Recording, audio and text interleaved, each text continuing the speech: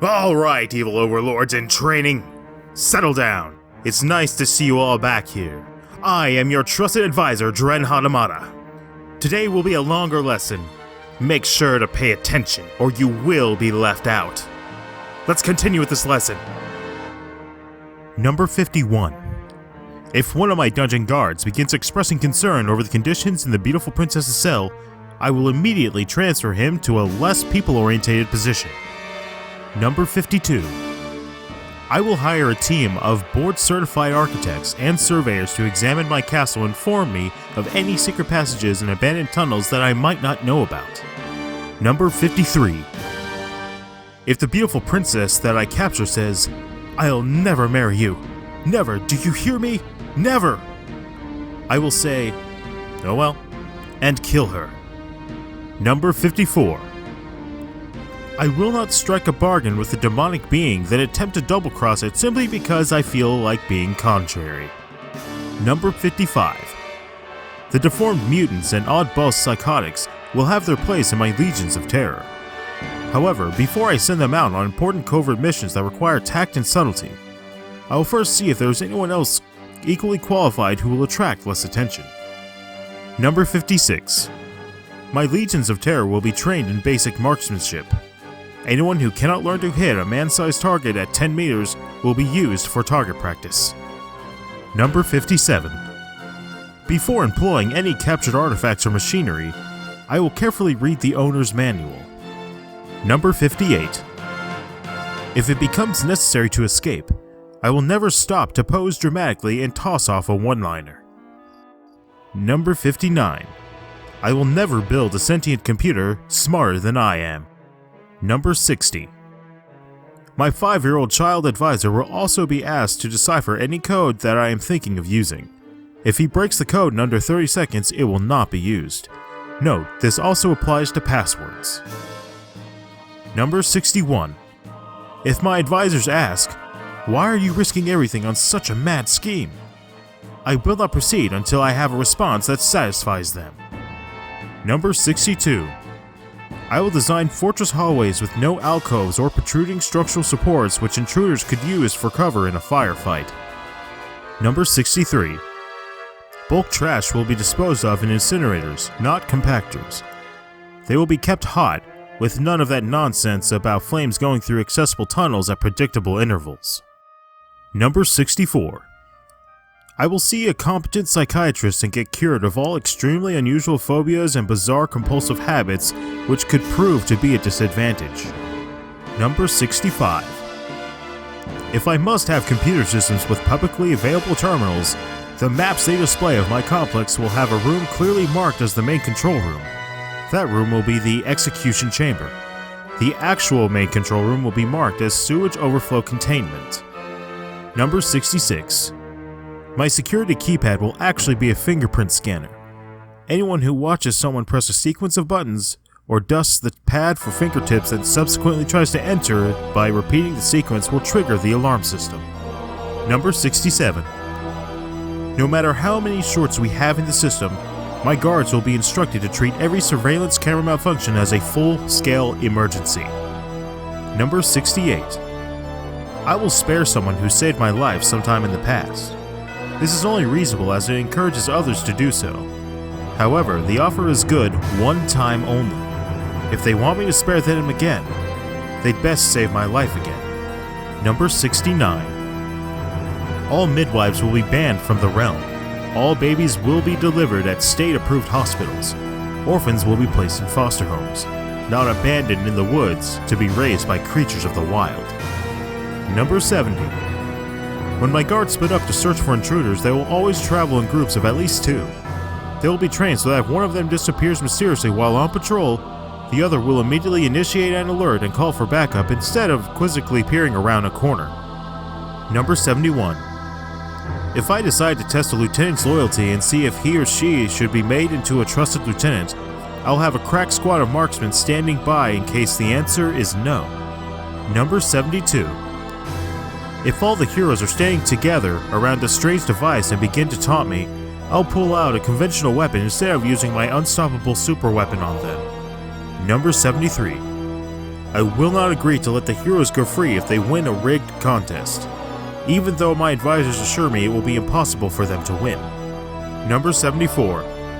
When I create a multimedia presentation of my plan designed so that a 5-year-old advisor can easily understand the details, I will not label the disc Project Overlord and leave it lying on top of my desk. Number 75. I will instruct my Legions of Terror to attack the hero in mass, instead of standing around waiting while the members break off and attack 1 or 2 at a time. Number 76. If the hero runs up to my roof, I will not run up after him and struggle with him in an attempt to push him over the edge. I will also not engage him at the edge of a cliff. In the middle of a rope bridge over a river of molten lava is not even worth considering. Number 77. If I have a fit of temporary insanity and decide to give the hero a chance to reject a job as my trusted lieutenant, I will retain enough sanity to wait until my current trusted lieutenant is out of earshot before making the offer. Number 78. I will not tell my Legions of Terror, and he must be taken alive. The command will be, and try to take him alive if it is reasonably practical. Number 79. If my doomsday device happens to come with a reverse switch, as soon as it has been employed, it will be melted down and made into limited edition commemorative coins. Number 80. If my weakest troops fail to eliminate a hero, I will send out my best troops instead of wasting time with progressively stronger ones as he gets closer and closer to my fortress. Number 81. If I am fighting with the hero atop a moving platform, have him disarmed, and am about to finish him off and he glances behind me and drops flat, I too will drop flat instead of quizzically turning around to find out what he saw. Number 82. I will not shoot any of my enemies if they are standing in front of a crucial support beam to a heavy, dangerous, unbalanced structure. Number 83. If I am eating dinner with the hero, put poison in his goblet and then leave the table for any reason, I will order new drinks for the both of us instead of trying to decide whether or not to switch with him. Number 84. I will not have captives of one sex guarded by members of the opposite sex. Number 85. I will not use any plan in which the final step is horribly complicated. Align the 12 stones of power on the sacred altar, then activate the medallion at the moment of total eclipse. Instead, it'll be more along the lines of press the button. Number 86. I will make sure that my doomsday device is up to code and properly grounded. Number 87. My vats of hazardous chemicals will be covered when not in use. Also, I will not construct walkways above them. Number 88. If a group of henchmen fail miserably at a task, I will not berate them for incompetence, then send the same group out to try the task again. Number 89. If I capture the hero's superweapon, I will not immediately disband my legions and relax my guard because I believe whomever holds the weapon is unstoppable. After all, the hero held the weapon and I took it from him. Number 90. I will not design my main control room so that every workstation is facing away from the door. Number 91.